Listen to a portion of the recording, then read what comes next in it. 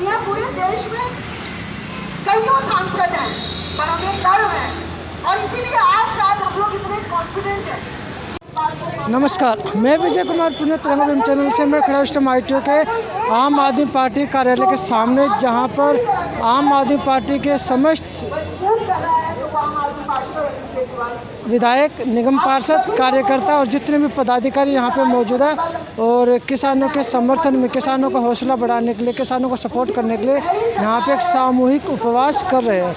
दिल्ली के तमाम बॉर्डर पे, चाहे वो सिंधु बॉर्डर हो, चाहे बहादुरगढ़ का बॉर्डर हो, चाहे टिकरी बॉर्डर हो, चाहे गाजियाबाद बॉर्डर हो, उन तमाम बॉर्डरों पे जो है आज किसान एक दिन का उपवास कर रहे हैं, एक दिन की भूख हड़ताल पर बैठे। और यहाँ पे आम आदमी पार्टी के कार्यकर्ता भूख हड़ताल पर बैठे हुए, आम आदमी पार्टी के विधायक, आम आदमी पार्टी के सांसद, यहाँ तक कि संजय सिंह, मनीष सिसोदिया, अरविंद केजरीवाल, तमाम आम आदमी पार्टी के जितने कार्यकर्ता, जितने पदाधिकारी सब यहाँ पे मौजूद है और यहाँ पे उपवास कर रहे हैं और उनका किसानों को हौसला बढ़ाने के लिए यहाँ पे मौजूद है। और चलिए मैं आपको अंदर दिखाता हूँ कि यहाँ पे कितने लोग मौजूद है, कितनी भीड़ है और दिल्ली के तमाम कोने से यहाँ पे लोग आए हैं। तो चलिए मैं आपको अंदर दिखाता हूँ, चलते अंदर चलते हैं। यहाँ पे देखिए भीड़, यहाँ पे काफ़ी सारी मौजूद है, मैं आपको दिखा देता हूँ पीछे कितनी सारी भीड़ यहाँ पर मौजूद है। अंदर जल्द जैसा मतलब जाते हैं यहाँ पे, जैसे आप देखिए तमाम यहाँ पे कार्यकर्ता मौजूद है, तमाम यहाँ पे लोग मौजूद है और यहाँ पे प्रवास को सपोर्ट करने के लिए, प्रवास को आगे बढ़ाने के लिए और प्रवास को मजबूत बनाने के लिए, किसानों को हौसला बढ़ाने के लिए यहाँ पे सारे लोग मौजूद है। पीछे देखिए काफ़ी सारे लोग हैं और तमाम यहाँ पे लोग मौजूद है। हमारे साथ रेडी पटड़ी रेंज से प्रदेश अध्यक्ष, पूरे दिल्ली प्रदेश के अध्यक्ष, उनसे बात करते हैं उनका आने का कारण कैसे। आप यहाँ पे क्यों आए हो? सर देखिए, आज किसानों का अनशन है। किसानों ने ये निर्णय लिया था कि आज वो एक दिन का उपवास रखेंगे। इसी को देखते हुए माननीय मुख्यमंत्री अरविंद केजरीवाल जी ने भी आज ये निर्णय लिया था कि वो अनशन पे रहेंगे। फिर उसी को देखते हुए हमारे प्रदेश ने, दिल्ली की आम आदमी पार्टी ने भी ये निर्णय लिया कि उनके सभी कार्यकर्ताओं, सभी विधायक, सभी मंत्री आज उपवास पे बैठे हैं। आप सामने जाकर देखिएगा, हमारे मंत्री विधायक सुबह से 10 बजे से लगभग उपवास से हैं, 4 बजने को आ गया है। तो हम सभी लोग किसानों की मांगों को लेकर आज उपवास पे बैठे हुए हैं यहाँ पर। नहीं, ऐसा था ना, जो अगर आप लोग उपवास पे बैठे तो आप बॉर्डर पे भी जा सकते हैं ना, पूरी पार्टी को लेकर, सभी लोगों को लेकर। सर देखिए, बॉर्डर पे किसान बैठा हुआ है। जो ये गूंगी बहरी सरकार जो बैठी हुई है, उसको हम यहाँ से चेताना चाहते हैं कि आप कब तक हमारी मांगों को नहीं मानोगे। अगर किसान की गलती क्या है, आपको एक कानून बनाना है, MSP को आप दायरे में ले आओ, रिटर्न में दे दो किसान को, किसान उठ जाएगा, उसकी मांगें पूरी हो जाएंगी। छोटा सा सवाल है और वो कुछ मांग भी नहीं रहे आपसे। लेकिन आम आदमी पार्टी को बार बार अरेस्ट भी तो किया जा रहा है ना। सर देखिए, अरेस्ट की बात आपने सही कही। कल ऐसा कौन सा कानून इस देश में बना हुआ है कि कल सुबह बिना मतलब किसी को बताए विधायकों को घर से उठा लिया पुलिस ने? ऐसा किस कानून में लिखा हुआ है? क्या हम अपनी बात किसी से आगे नहीं कह सकते? LG साहब से मिलना चाह रहे थे विधायक हमारे, उन्होंने कहा जी हम विधायक LG साहब से मिलेंगे, 2500 करोड़ का जो MCD ने घोटाला किया है उसको उनके सामने रखेंगे। ऐसा क्या पता कि सुबह जाते ही मतलब पुलिस ने विधायकों को घर से उठाना स्टार्ट कर दिया, काउंसलरों को घर से उठाना स्टार्ट कर दिया। हमें खुद, मैं दुकान पे बैठा हुआ था, मेरे को खुद दुकान से उठा लिया गया। आपको उठा लिया? हाँ, बताओ क्या है ये?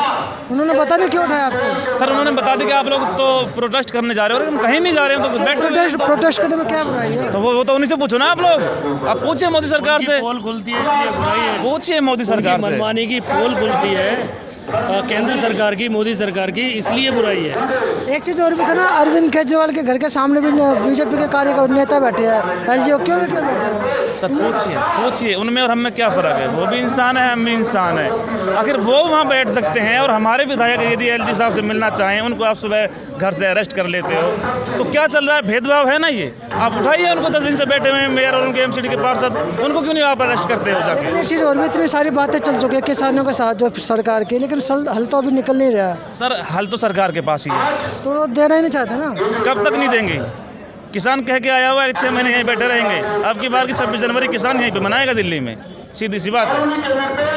और आपकी पार्टी क्या करेगी अगर मान लीजिए इनका मांगे पूरी? हमारी पार्टी ने पहले ही ऐलान कर दिया है कि हम किसानों के साथ हैं। जब तक आप इस बिल को वापस नहीं लोगे, हम किसानों के साथ हैं, हर तरह से साथ हैं। तन मन धन से साथ हैं। किसानों को कुछ कहना चाहोगे? नहीं, किसानों के साथ है, आम आदमी पार्टी किसानों के साथ है। कोई दिक्कत तो परेशानी है, हमारे लोग कल भी सिंधु बॉर्डर गए थे, अरविंद जी के सेवादार हैं।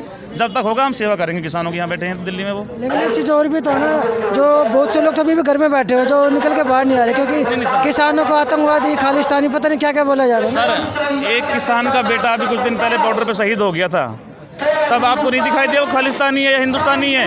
बांटने वाले ये लोग हैं, हमें आपस में बांट रहे हैं, तो बीजेपी वाले बांट रहे हैं। कोई पाकिस्तानी बता रहा है, कोई खालिस्तानी बता रहा है। क्यों भाई? पंजाब पाकिस्तान हिंदुस्तान में नहीं है क्या? पाकिस्तान में आता है क्या? ये पंजाब हरियाणा पाकिस्तान में आता है, जो इनको आप पाकिस्तानी क्यों खालिस्तानी बता रहे हो?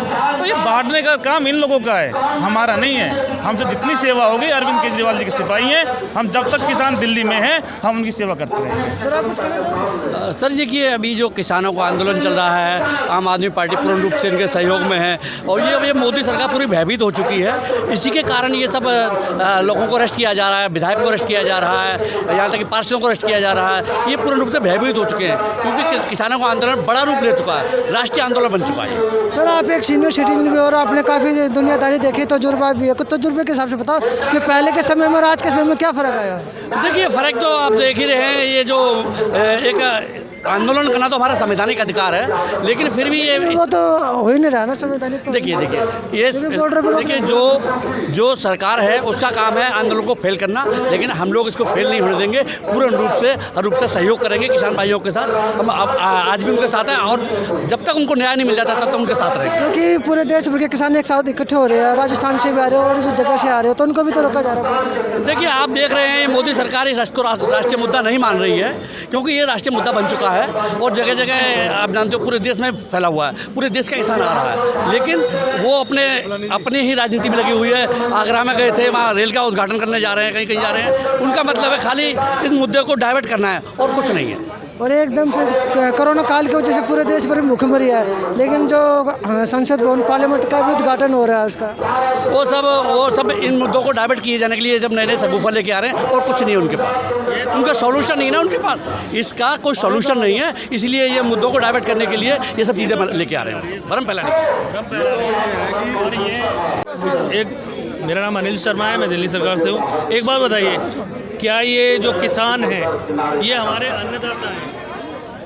ये जब खेती बाड़ी करते तब हमारे बच्चे पलते हैं। ये जो सरकार कर रही है, ये ज़बरदस्ती का कानून किसानों के ऊपर थोप रही है, और आज हमारे देश का पूरा सारे किसान जो हैं बॉर्डर पे आकर बैठे हुए हैं। ये किसानों के ऊपर अत्याचार कर रही है। इनकी बातें क्यों नहीं मानती सरकार क्यों नहीं इनकी बातों से इस समस्या का हल निकालती है? सरकार किसानों को क्यों कहती है ये आतंकवादी हैं? क्या ये आतंकवादी हैं? आप ही बताइए, क्या ये आतंकवादी हैं ये लोग? जो शाहीन बाग में प्रोटेस्ट हुआ था उनको भी आतंकवादी बोला, JNU के स्टूडेंट्स जो उनको भी आतंकवादी बोला। ये सरकार जो है फेल हो चुकी है। ये देश के हर नागरिक को आतंकवादी बोल रही है।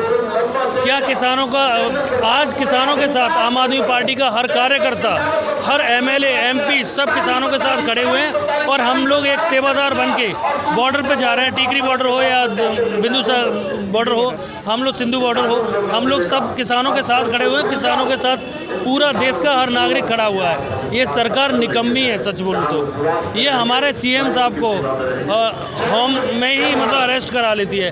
क्या दिल्ली का CM गलत है? नज़रबंद कर लेती है। ये क्या सही बात है?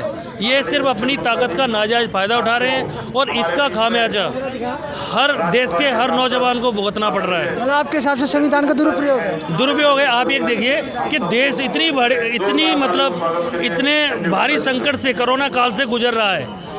क्या इस समय ये कानून लाना ज़रूरी था?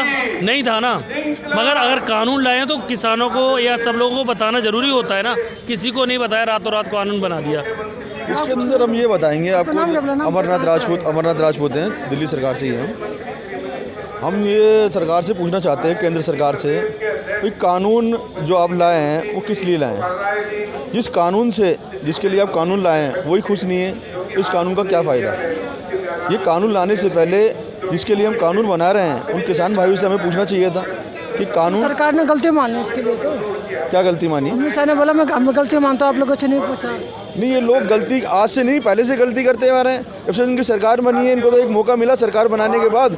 इनका जो ऊपर से लेवल है इनका अडानी का, अंबानी का, उसके इशारों पे चलते हैं ये। मैं इनसे ये पूछना चाहता हूँ, जो हमारे अन्नदाता हैं, जिससे हम सब हैं, अब आज वही धरने के अंदर बैठे हुए हैं, तो ऐसी सरकार का क्या फ़ायदा? जो सरकार अपनी जनता के हित के लिए फैसला नहीं कर सकती, तो ऐसी सरकार को इस्तीफा देना चाहिए। और अगर ये आंदोलन क्या कहते हैं, मतलब किसान, जो सरकार अगर अपनी बात नहीं मानती है, उसको कानून को वापस नहीं लेती है, तो आप लोग क्या करोगे? देखिए, ये इनको वापस नहीं, उसको नए तरीके से इनको बनाना चाहिए। वो कानून बनाना चाहिए जो किसानों के हित के लिए हो। जब तक ये वापस नहीं लेंगे और नया कानून नहीं बनाएंगे, तो धरने पे किसान भाई बैठे हुए हैं। उसके साथ को मैं प्रार्थना करता हूँ पूरे देशवासियों से कि वही अपने अन्नदाताओं के साथ उनको समर्थन देना चाहिए सबको। आप कुछ कहना चाहोगे? ये हमारे साथ नांगलोई विधानसभा से 49 वार्ड से महेश भदौरिया है, जो पहले चुनाव लड़ चुके हैं, निर्दलीय प्रत्याशी के चुनाव लड़ चुके हैं। उनसे बात करेंगे, तो कुछ आप भी बताइए। ऐसा है जी, देखो ये जो मोदी जी कर रहे हैं ये बहुत गलत है। जो हमारे अन्नदाता है वो उसके मतलब खिलाफ जो कानून लाए हैं, उस कानून के खिलाफ जो भी किसान रोड पे बैठे, आज सर्दी गर्मी जो भी है, बरसात आई, उसमें हम अपने घरों में रजाई और चद्दर ओढ़ के भी सोते जब भी सर्दी लगती है, लेकिन वो एक खुले आसमान के नीचे सो रहे हैं, आज टेंट के नीचे सो रहे हैं। तो किसान की मौत भी तो हो चुकी है। हाँ, तो 8-10 किसानों की मौत भी हो चुकी है। तो इस चीज़ के बारे में सरकार को कुछ ना कुछ हल निकालना चाहिए। और आज जो केजरीवाल जी के हम कहने पे यहाँ अनशन पे बैठे हैं, किसान डेली भूखा रहता है और पता नहीं कितने दिनों से भूखे प्यासे बैठे हैं। हमें आज अनशन पे बैठे, हम अगर हमें ज़रूरत पड़ी तो हम आगे भी 10 दिन 15 दिन उनके लिए हर दिन अनशन पे बैठेंगे और जैसे आदेश होंगे उस आदेशों का पालन करेंगे। देश भर के लोगों को क्या कहना चाहोगे? देश भर के लोगों को यही कहना चाहूँगा कि ये हमारे अन्नदाता है और सब बढ़ चढ़ के उनके साथ खड़े हो, उनकी मदद करें। हमारी दिल्ली में वो आए हैं, उनका पानी और रहने सहने के लिए जितना जिससे जो बन सकता है वो उनके लिए करे।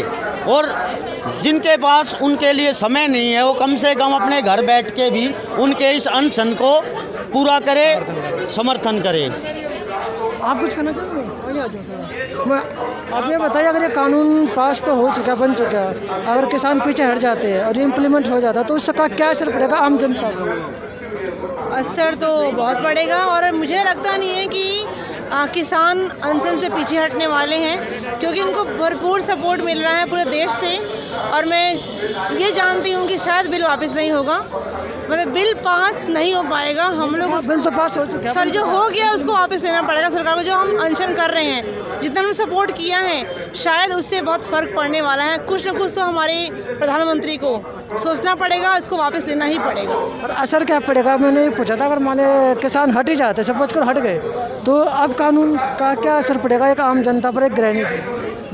असर तो इतना पड़ेगा कि मुझे लगता है साल भर बाद हमारे हालत एकदम ख़राब होने वाली है, गृहिणियों की सबसे ज़्यादा, क्योंकि गैस सिलेंडर के रेट बढ़ चुके हैं, पेट्रोल के 90 रुपये हो चुके हैं। हाँ जी, और इन्होंने इतना बुरा हाल करके रखा है कि गृहिणी अपना घर कैसे चलाएगी ये व्यवस्था करना मुश्किल है। क्योंकि कोरोना काल में ऑलरेडी लेडीज़ और घर की जो महिलाएं हैं अपना घर बहुत ज़्यादा मुश्किल से, क्या कोई चला भी नहीं पा रहा है। क्योंकि मैं ग्राउंड पे घूमती रहती हूँ और लेडीज़ मेरे घर में आती है।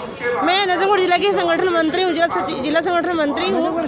हाँ जी, और वहाँ पर महिलाएं मेरे घर में आती हैं, मैडम को रोज़गार दिलवा दो। और इतना मुश्किल है आज के टाइम में रोज़गार दिलवाना। उस पर से मोदी जी ने ये मार जो फेंकी है हमारे किसानों के साथ, किसानों के को प्रयोग किया है, और ये सारा प्रयोग पूरी आम पब्लिक पे होने वाला है। और आम जनता, मुझे लगता नहीं है कि वो अब आगे अपना जीवन निर्वाह कर पाएगी। बहुत सारी लेडीज तो अभी घर में ही बैठी हुई है ना, बहुत सी लेडीज घर में, उनको क्या बोलूँगी? बाहर निकल के आता है वो, उनको मैं ये बोलूँगी कि अब क्या बोलूँ, मैं कुछ बोलने के लायक ही नहीं छोड़ा। बाहर निकलने का कुछ तो बताओ। कुछ नहीं बोल सकते हैं, कुछ चारा ही नहीं है। मैं डोर रोज़ घूम रही हूँ। क्योंकि ऐसा ना मोदी मीडिया देखते हैं ना घर में बैठ के। नहीं को आज मैं डोर कर रही हूँ, वार्ड में पूरा घूम रही हूँ, मैं वार्ड पे काम करती हूँ और वहाँ पर कोई भी महिला खुश नहीं है मोदी जी की सरकार से। सर, मैं एक बात बोलना चाहूँगा। मेरा नाम रवि पटेल है, मैं जनकपुरी से मंडल अध्यक्ष हूँ। और मैं मोदी जी से एक ही बात बोल देता हूँ, उन्हीं की बात को बोल रहा हूँ। क्या मोदी जी बोले थे कि ये किसान जो भी हैं उनके लिए बिल लाए हैं। किसान जब अगर मुझे कुछ खिलाना चाहते हैं और मैं खाना नहीं चाहता तो वापस कर दीजिए ना। मैं अगर आप मुझे कोई गिफ्ट दें और मैं कहूँ कि जो मुझे मंजूर नहीं है तो आपके घर में ही तो रहेगा या मेरे घर आ जाएगा और ज़बरदस्ती मेरे घर में फेंक के चले जाओगे, ये कहाँ का न्याय है। हमारा किसान ये चाहता है कि भैया जो भी बिल आपने बनाया हमें मंजूर नहीं, वापस ले लीजिए। क्या किसान, इन्होंने कहा था कि मैं सेवक हूँ, ये सेवक का काम होता है कि मालिक की बात ही नहीं माने।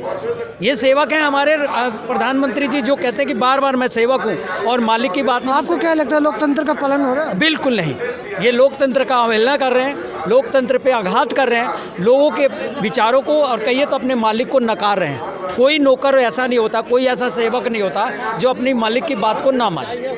आज आप क्या करते हैं? मैं एक कर्मचारी हूँ, छोटा सा।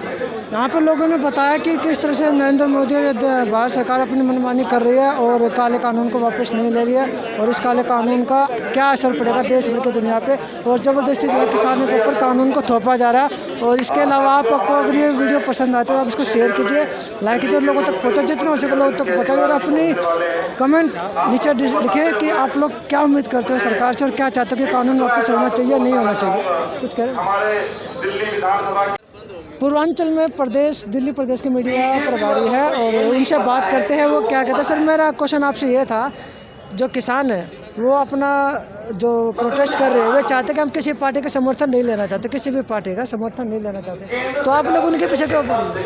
सबसे पहले तो मैं आपको बता दूं कि पार्टी और किसान दो अलग अलग चीज़ है और हम लोग किसान परिवार से हैं और उसी के दम पे हम लोग आगे काम करते हैं।